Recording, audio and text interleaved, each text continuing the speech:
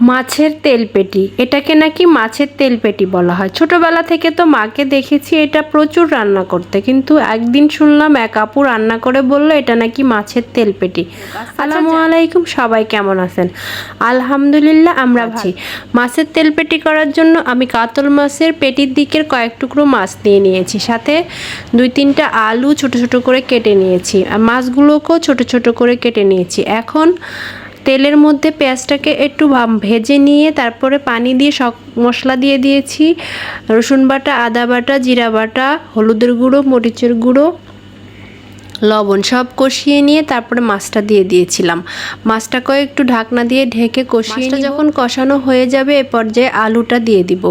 আলুটা দিয়ে কিছুক্ষণ কষিয়ে নিয়ে তারপরে প্রয়োজন অনুযায়ী ঝোলটা দিয়ে দিব। এভাবে আর আপনারা কে কে মাছের পেটিটা রান্না করেন অবশ্যই জানাবেন। আমার এখন রান্না করলে অবশ্য কোনো মশলা ব্যবহার করে না, উনি টমেটো, মরিচ, পেঁয়াজ দিয়েই রান্নাটা করেন। আর এই তো প্রয়োজন অনুযায়ী যতটুকু ঝোল রাখবো বা সিদ্ধ হতে যতটুকু পানি লাগবে পানিটা দিয়ে দিয়েছি। এখন এটা আমার কাছে আজকে ধনেপাতা ছিল না, এখানে অবশ্যই ধনেপাতা ব্যবহার করার চেষ্টা করবেন। পুঁই শাকের পাতা এক পাশ দিয়ে দিয়েছি, আর যখন হয়ে আসবে ওই পর্যায়ে 2-3টা কাঁচামরিচ দিয়ে দিয়েছি। আমরা একটু ঝোল খেতে পছন্দ করি, তাই ঝোলটা একটু বেশি রেখেছি। আপনারা চাইলে আর একটু মাখা মাখা করে রান্না করতে পারেন। এই তো আমার মাছের তেলপেটি রান্না করা হয়ে গিয়েছে।